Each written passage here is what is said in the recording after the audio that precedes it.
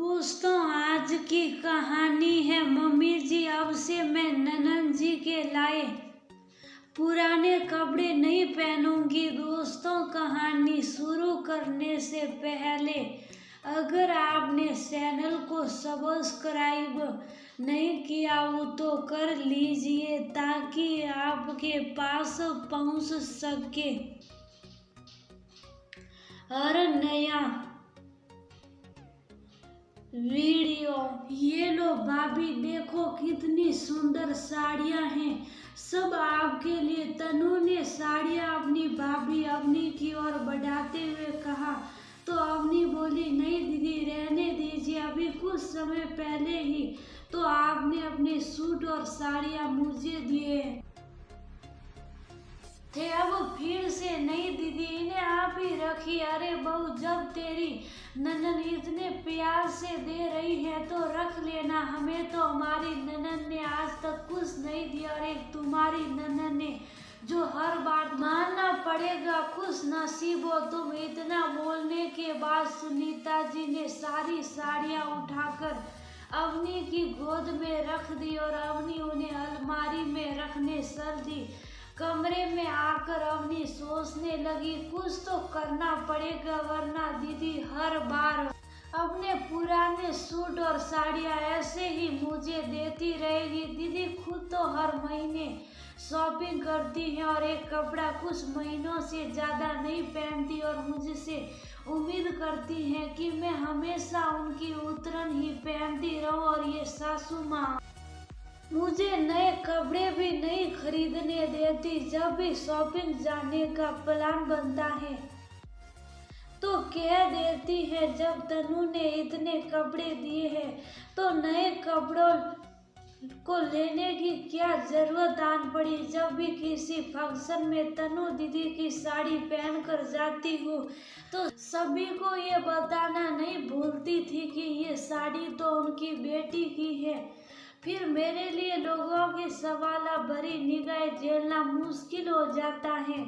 ऐसा कब तक चलेगा। तभी कमरे में अवनी का पति सुनील आया तो वह उससे बोला, सुनील कुछ करो ना, दीदी फिर से अपने पुराने कपड़े मुझे दे गई है। हर बार यही होता है, वो अपने कपड़े दे जाती है जिस कारण मैं नए कपड़े नहीं खरीद पाती और पुराने पहनती हूँ। लोग भी अजीब निगाहों से मुझे देखते हैं क्योंकि माँ जी सभी को बता देती है कि मैंने तनु दीदी की साड़ी पहनी है। कई लोगों ने तो मुझसे सीधे मुंह कह दिया कि जब सुनील की तनख्वाह इतनी अच्छी है तो ननन की उतरन क्यों पहनती हो। अब क्या जवाब दूं। सभी मैं नहीं पढ़ना चाहता, लेकिन बस इतना बोलूंगा कि अगर तुम्हें दीदी के कपड़े नहीं लेने तो सीधे मैं मुंह उन्हें मना कर दो। शायद कुछ दिन तो उन्हें बुरा लगे, लेकिन हमेशा के लिए इन सबसे पीछा छूट जाएगा।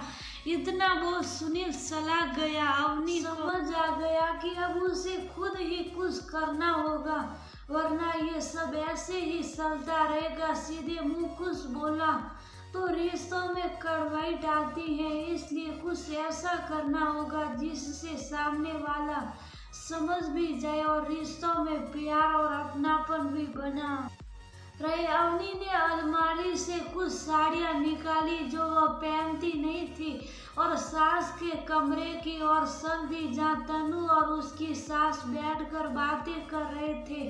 अवनी बोली, दीदी आप हर बार अपनी साड़ी और सूट मुझे देते हो, इस बार मैंने सोचा भी अपनी पुरानी साड़ियाँ आपको दे दूं। ये लीजिए दीदी और इन्हें पहनना जरूर। पुरानी साड़ियाँ देखकर सुनीता जी गुस्से में बोली, ये क्या बहू, ननन को कोई अपनी पुरानी साड़ियाँ देता है क्या। देना है तो कुछ नया दो। लेकिन मम्मी जी मैं ये साड़ी पहनती नहीं हूँ इसलिए सोचा बेकार पड़ी है तो दीदी को दे दो। अवनी मुस्कुराते हुए बोली, क्या तुम अपनी बेकार चीजें मेरी बेटी को देना शादी हो, उसकी शादी अच्छे घर में हुई है, वह तुम्हारी उतरन क्यों पहनेगी? और अगर तुम ये साड़ियाँ नहीं पहनना चाहती तो काम वाली को दे दो।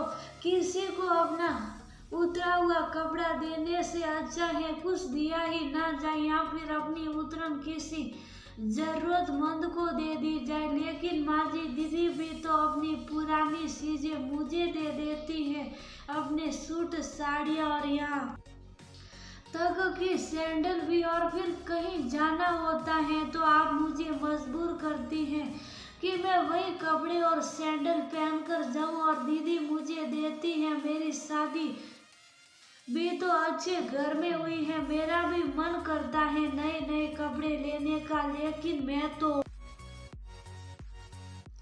हमेशा से दीदी के कपड़े पहनती आई हूँ। अगर मायके से कुछ नए कपड़े मिलते हैं तो वह भी आप दीदी को दे देती हैं। पहले दीदी पहनती हैं, फिर वह मेरे हिस्से आते हैं।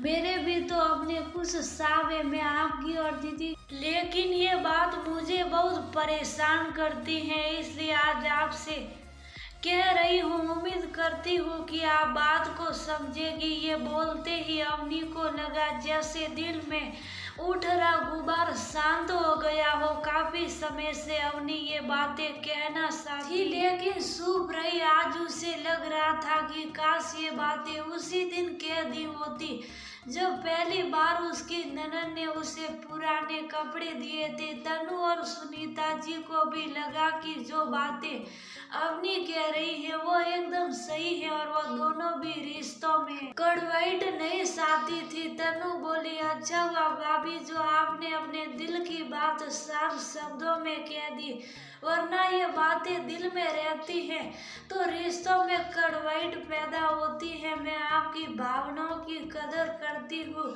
आगे से ऐसा नहीं होगा। सुनीता जी भी बोली, सही कह रही है तनु, दिल की बात खुलकर बोल देनी चाहिए। आज अवनी ने सारी बात खुलकर बोली है तो हमें भी अपनी गलती समझ आई है। पहले शुभ साफ संभाल ले लेती थी तो हमें लगता था कि अवनी को कोई आपत्ति नहीं है, चलो अच्छा है, रिश्तों में गांठ पड़ने से पहले ही उन्हें सुलझा लिया गया, वरना एक बार रिश्ते खराब होते हैं तो उनमें पहले जैसा अपनापन नहीं रहता। सास और ननद की बात सुनकर अवनी के दिल को तसल्ली हुई। उसे इस बात की खुशी थी कि दोनों ने उसकी भावना को समझा और उसकी बात का गलत मतलब नहीं निकाला। इस दिन के बाद तनु अपना पुराना सामान अपनी काम वाली शारदा को देने लगी। शारदा तनु की साड़ियाँ लेकर बहुत खुश होती और वह तनु को ढेरों आशीर्वाद भी देती। दुआएं और आशीष पाकर